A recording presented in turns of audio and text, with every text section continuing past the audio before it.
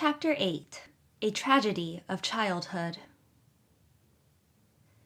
The Story Girl went to Charlottetown for a week in June to visit Aunt Louisa. Life seemed very colorless without her, and even Felicity admitted that it was lonesome. But 3 days after her departure, Felix told us something on the way home from school which lent some spice to existence immediately. "What do you think?" he said in a very solemn yet excited tone. "Jerry Cohen told me at recess this afternoon that he had seen a picture of God, that he has it at home in an old red-covered history of the world and has looked at it often." To think that Jerry Cohen should have seen such a picture often! We were as deeply impressed as Felix had meant us to be. "Did he say what it was like?" asked Peter. "No, only that it was a picture of God walking in the Garden of Eden." "Oh," whispered Felicity. We all spoke in low tones on the subject, for by instinct and training, we thought and uttered the great name with reverence in spite of our devouring curiosity. Oh, would Jerry Cohen bring it to school and let us see it? "I asked him that soon as ever he told me," said Felix. "He said he might, but he couldn't promise, for he'd have to ask his mother if he could bring the book to school. If she'll let him, he'll bring it tomorrow." "Oh, I'll be almost afraid to look at it," said Sarah Ray tremulously. I think we all shared her fear to some extent. Nevertheless, we went to school the next day, burning with curiosity. And we were disappointed. Possibly night had brought counsel to Jerry Cohen, or perhaps his mother had put him up to it. At all events, he announced to us that he couldn't bring the red-covered history to school. But if we wanted to buy the picture outright, he would tear it out of the book and sell it to us for 50 cents. We talked the matter over in serious conclave in the orchard that evening. We were all rather short of hard cash, having devoted most of our spare means to the school library fund. But the general consensus of opinion was that we must have the picture, no matter what pecuniary sacrifices were involved. If we could each give about 7 cents, we would have the amount. Peter could only give 4, but Dan gave 11, which squared matters. 50 cents would be pretty dear for any other picture, but of course this is different, said Dan. And there's a picture of Eden thrown in too, you know, added Felicity. Fancy selling God's picture, said Cecily in a shocked, odd tone. Nobody but a Cohen would do it, and that's a fact, said Dan. When we get it, we'll keep it in the family Bible, said Felicity. That's the only proper place. Oh, I wonder what it will be like, breathed Cecily. We all wondered. Next day in school, we agreed to Jerry Cohen's terms, and Jerry promised to bring the picture up to Uncle Alex the following afternoon. We were all intensely excited Saturday morning. To our dismay, it began to rain just before dinner. What if Jerry doesn't bring the picture today because of the rain? I suggested. Never you fear, answered Felicity decidedly. A Cohen would come through anything for 50 cents. After dinner, we all, without any verbal decision about it, washed our faces and combed our hair. The girls put on their second-best dresses, and we boys donned white collars. We all had the unuttered feeling that we must do such honor to that picture as we could. Felicity and Dan began a small spat over something, but stopped at once when Cecily said severely, "How dare you quarrel when you are going to look at a picture of God today?" Owing to the rain, we could not foregather in the orchard where we had meant to transact the business with Jerry. We did not wish our grown-ups around at our great moment, So we betook ourselves to the loft of the granary in the spruce wood, from whose window we could see the main road and hail Jerry. Sarah Ray had joined us, very pale and nervous, having had, so it appeared, a difference of opinion with her mother about coming up the hill in the rain. "I'm afraid I did very wrong to come against Ma's will," she said miserably. "But I couldn't wait. I wanted to see the picture as soon as you did." We waited and watched at the window. The valley was full of mist, and the rain was coming down in slanting lines over the tops of the spruces. But as we waited, the clouds broke away and the sun came out flashingly. The drops on the spruce boughs glittered like diamonds. "I don't believe Jerry can be coming," said Cecily in despair. "I suppose his mother must have thought it was dreadful, after all, to sell such a picture." "There he is now," cried Dan, waving excitedly from the window. "He's carrying a fish basket," said Felicity. "You surely don't suppose he would bring that picture in a fish basket?" Jerry had brought it in a fish basket, as appeared when he mounted the granary stairs shortly afterwards. It was folded up in a newspaper packet, on top of the dried herring with which the basket was filled. We paid him his money, but we would not open the packet until he was gone. "Cecily," said Felicity in a hushed tone, "you are the best of us all. You open the parcel." "I'm no gooder than the rest of you," breathed Cecily, "but I'll open it if you like." With trembling fingers, Cecily opened the parcel. We stood around, hardly breathing. She unfolded it and held it up. We saw it. Suddenly, Sarah began to cry. "Oh, oh, oh! Does God look like that?" she wailed. Felix and I spoke not. Disappointment, and something worse, sealed our speech. Did God look like that? Like that stern, angrily frowning old man with the tossing hair and beard of the woodcut Cecily held? "I suppose he must, since that is his picture," said Dan miserably. "He looks awful cross," said Peter simply. "Oh, I wish we'd never seen it," cried Cecily. We all wished that, too late. Our curiosity had led us into some holy of holies, not to be profaned by human eyes, and this was our punishment. "I've always had a feeling right along," wept Sarah, "that it wasn't right to buy or look at God's picture."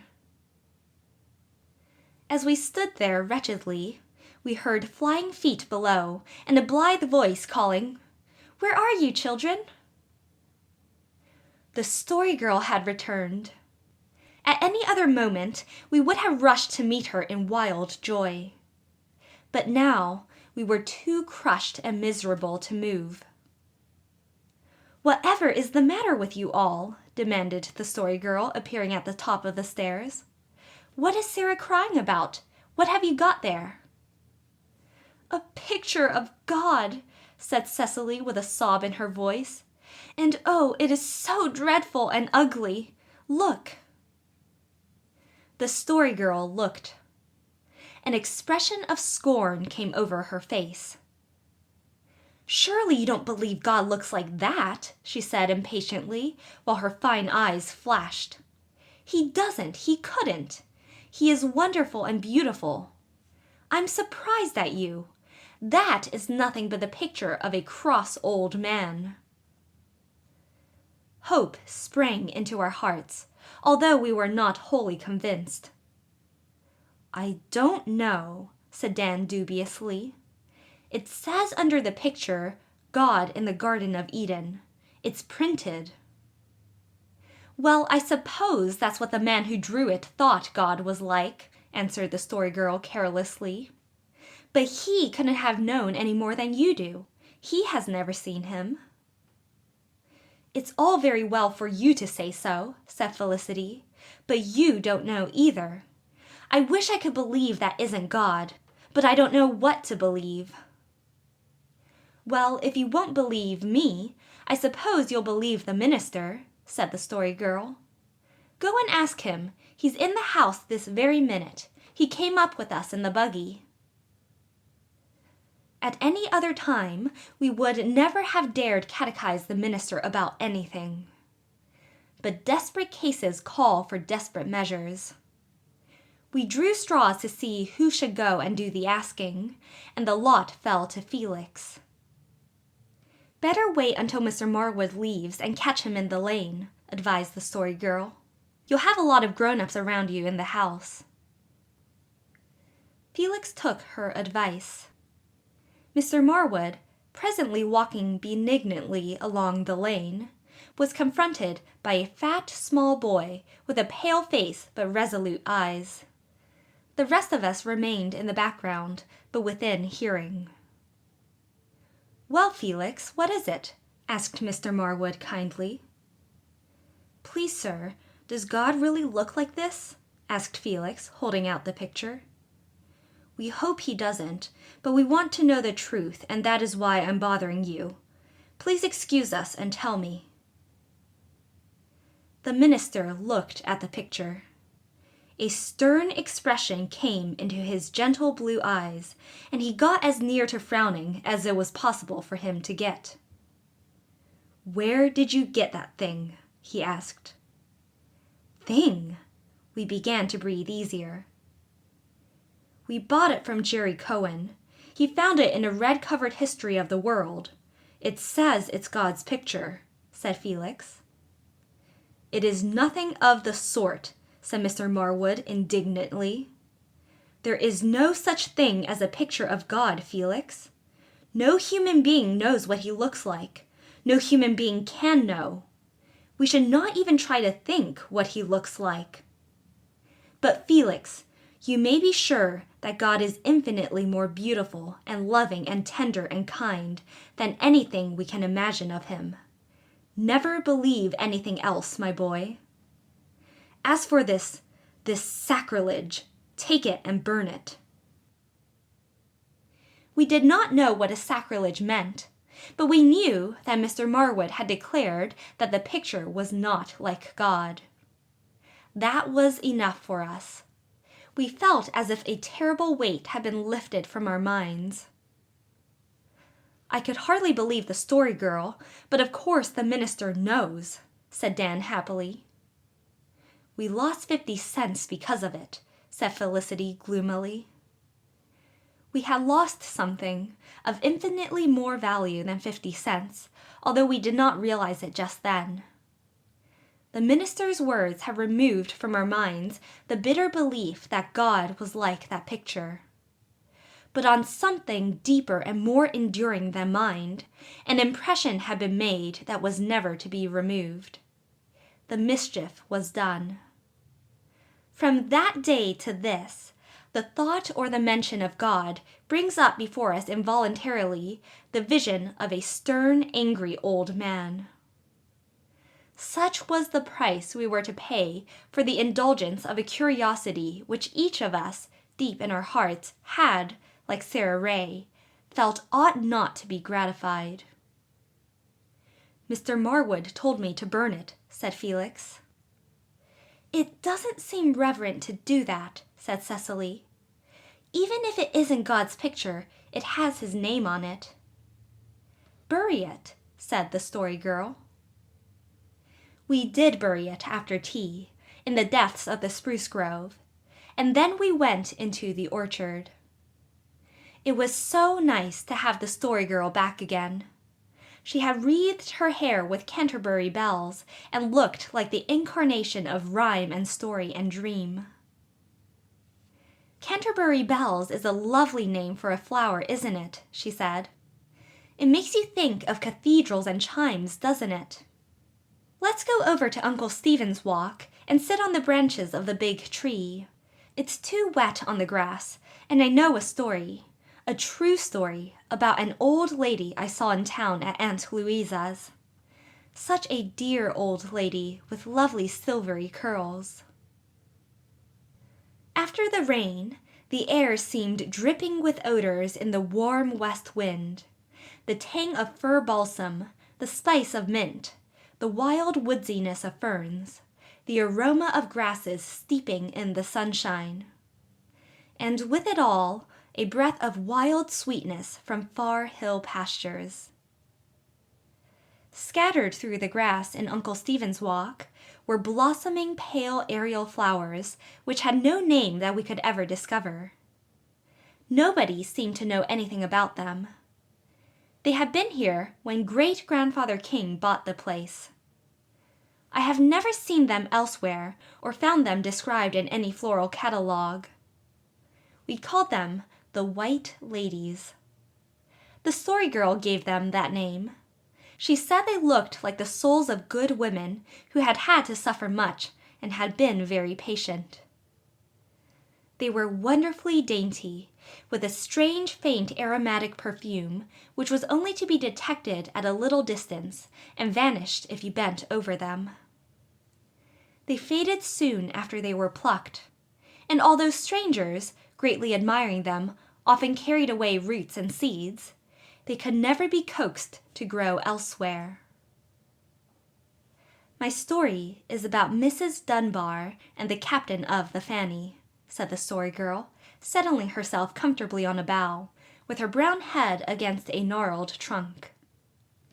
It's sad and beautiful and true. I do love to tell stories that I know really happened. Mrs. Dunbar lives next door to Aunt Louisa in town. She is so sweet. You wouldn't think to look at her that she had a tragedy in her life, but she has. Aunt Louisa told me the tale. It all happened long, long ago. Interesting things like this all did happen long ago, it seems to me. They never seem to happen now. This was in '49, when people were rushing to the gold fields in California. It was just like a fever, Aunt Louisa says. People took it right here on the island, and a number of young men determined they would go to California. It is easy to go to California now, but it was a very different matter then. There were no railroads across the land as there are now, and if you wanted to go to California, you had to go in a sailing vessel all the way around Cape Horn. It was a long and dangerous journey, and sometimes it took over 6 months. When you got there, you had no way of sending word home again except by the same plan. It might be over a year before your people at home heard a word about you, and fancy what their feelings would be. But these young men didn't think of these things. They were led on by a golden vision. They made all their arrangements, and they chartered the brig Fanny to take them to California. The captain of the Fanny is the hero of my story. His name was Alan Dunbar, and he was young and handsome. Heroes always are, you know, but Aunt Louisa says he really was. And he was in love, wildly in love, with Margaret Grant. Margaret was as beautiful as a dream, with soft blue eyes and clouds of golden hair, and she loved Alan Dunbar just as much as he loved her. But her parents were bitterly opposed to him, and they had forbidden Margaret to see him or speak to him. They hadn't anything against him as a man, but they didn't want her to throw herself away on a sailor. Well, when Alan Dunbar knew that he must go to California in the Fanny, he was in despair. He felt that he could never go so far away for so long and leave his Margaret behind. And Margaret felt that she could never let him go. I know exactly how she felt. "How can you know?" interrupted Peter suddenly. "You ain't old enough to have a beau. How can you know?" The Story Girl looked at Peter with a frown. She did not like to be interrupted when telling a story. "Those are not things one knows about," she said with dignity. One feels about them. Peter, crushed but not convinced, subsided, and the Story Girl went on. Finally, Margaret ran away with Alan, and they were married in Charlottetown. Alan intended to take his wife with him to California in the Fanny. If it was a hard journey for a man, it was harder still for a woman, but Margaret would have dared anything for Alan's sake. They had 3 days, only 3 days, of happiness, and then the blow fell. The crew and the passengers of the Fanny refused to let Captain Dunbar take his wife with him. They told him he must leave her behind. And all his prayers were of no avail. They say he stood on the deck of the Fanny and pleaded with the men while the tears ran down his face. But they would not yield, and he had to leave Margaret behind. Oh, what a parting it was! There was heartbreak in the Story Girl's voice, and tears came into our eyes. There, in the green bower of Uncle Stephen's Walk, we cried over the pathos of a parting whose anguish had been stilled for many years. When it was all over, Margaret's father and mother forgave her, and she went back home to wait. To wait. Oh, it is so dreadful just to wait and do nothing else. Margaret waited for nearly a year. How long it must have seemed to her. And at last there came a letter, but not from Alan. Alan was dead. He had died in California and had been buried there.